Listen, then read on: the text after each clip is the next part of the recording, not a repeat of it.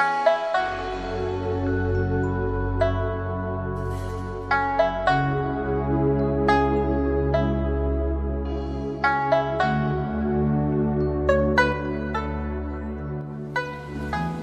ดีท่านผู้ชมมื้อนี้พวกเขานักข่าวเนาะมาจากหลายๆประเทศที่มาเข้าร่วม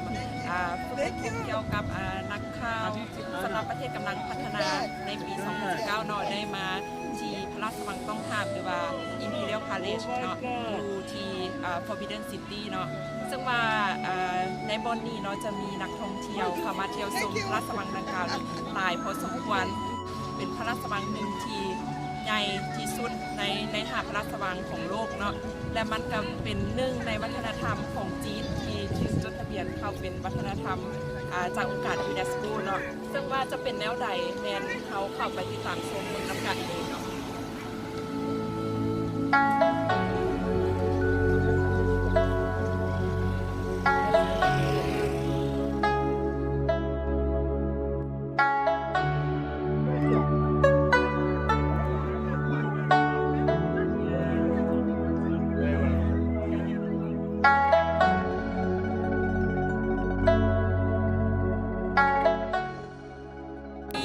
มาฮอดทางเข้าหน่อยๆซึ่งว่าวันนี้จะเป็นบอลจุดตรวจเนาะเก็บที่ต่างๆเนาะแล้วเข้าไปข้างในส่วนว่าจะเป็นแล้วใดเข้าไปบนน้ำกันเนาะ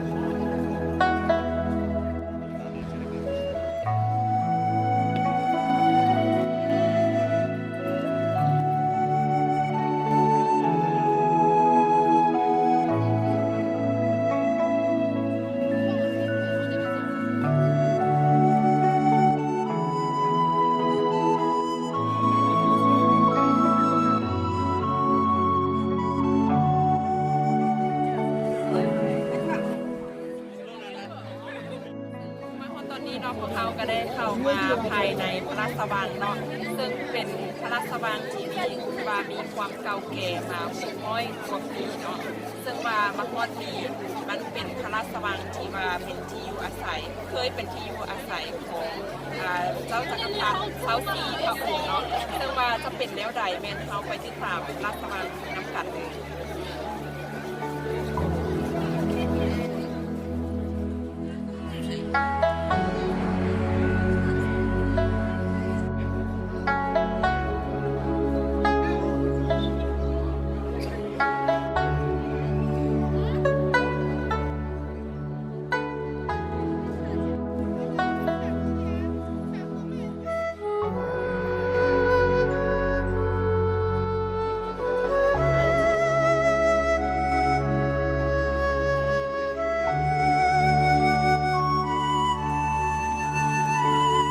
Forbidden City, 600 years history.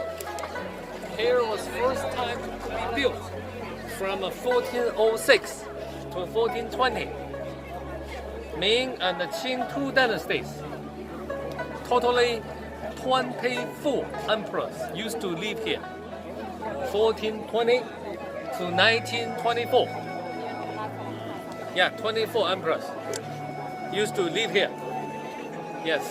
1925. Here, changed as the museum.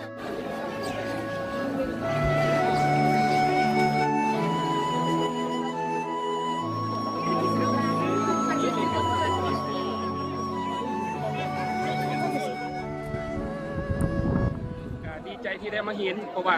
พวกเขาสามารถรู้จัก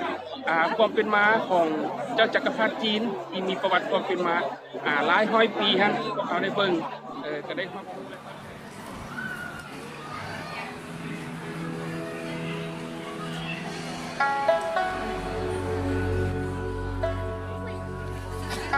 You can see the comparison between the new China and the old China. The new China is full of skyscrapers, buildings in the city, but here the old China is like you see around you. It's all the way built, and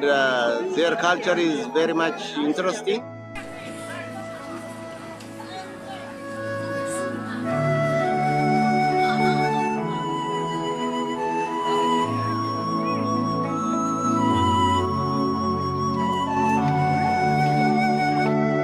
สถานที่ท่องเที่ยวในที่ว่า จี จีนห้ามในสมัยก่อนมีคนเข้ามาแต่นี่เพิ่นเปิดกว้างให้นักเชิญนักเที่ยวมาจากภายในและต่างประเทศเข้ามาเที่ยว ดีใจได้ที่ได้มาเยี่ยมสถานที่แห่งนี้เนาะถือว่าเป็นความเป็นฝันของนักท่องเที่ยวหลายคนแล้วข้าพเจ้าก็เป็นอีกหนึ่งคนที่ได้มีโอกาสได้มาเยี่ยมในที่นี้นะครับ ผ่านการมาเที่ยวมื้อนี้เนาะรู้สึกว่าประทับใจหลายสิ่งที่บ่เคยเห็นก็ได้เห็นสุดยอด อยู่ในหนังนะได้มันแสดงก็ต้องมาเบิ่งเองทุกขึ้นมาคนหลายแล้วก็หลายแท้มางามกว่าอยู่ในหนังหลายต้องมาสัมผัส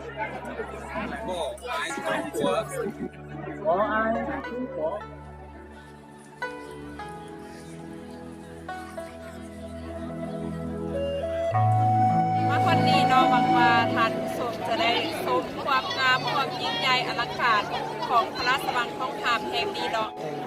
ถ้าท่านมาฮอดประเทศจีนมาฮอดปักกิ่งท่านต้องได้มาเที่ยวชมพระราชวังทองคำในครั้งหนึ่งของชีวิตค่ะบ่ได้มาพระราชวังแห่งนี้ในปักกิ่งถือว่าท่านจะบ่ได้มาฮอดปักกิ่งหรือว่ามาฮอดประเทศจีนเนาะ มาวันนี้เนาะคลิปของพวกเขาในมื้อนี้ก็จบเพียงเท่านี้สำหรับคลิปต่อไปพวกเขาจะเห็นเกี่ยวกับอย่างของในทานที่ตามในต่อไปเนาะ过去了。